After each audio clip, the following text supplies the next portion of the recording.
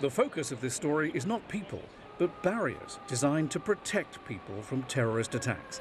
In New York, we're seeing them spring up all over the city, most notably in the crossroads of the world, Times Square, but also outside one of the world's biggest brick-and-mortar shops, Macy's on Herald Square, the Israeli consulate on 2nd Avenue, and, hardly surprisingly, around Trump Tower on 5th Avenue. The question, do they work? They do work, but of course, nothing works 100%.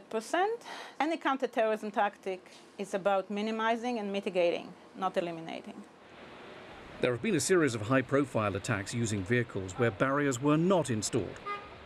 In July 2016, a 19-ton cargo truck was used to run over people in the French city of Nice, watching fireworks on Bastille Day.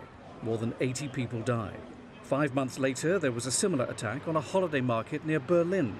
In May, a driver bearing a grudge drove a red-colored car at high speed through Times Square in New York, killing a young woman and injuring more than 20 people.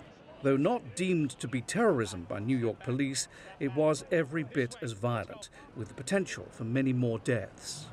The red car came to rest just over there, but the feeling is the options the driver that day had for causing more pain and destruction were severely limited by the sheer number of concrete barriers placed all the way around Times Square. But some people worry the barriers ruin the good looks of an area and create an atmosphere of fear that can scare visitors away. We are developing here in New York City left and right, and there are various modern buildings. So to put a concrete block and a couple of plants on top of it might look like some modern art rather than a security device, but it's a good solution. But while Mackie Haberfeld says barriers are good, she warns the next threat may come not from the streets, but the air. Drones that are cheap to buy and easily weaponized.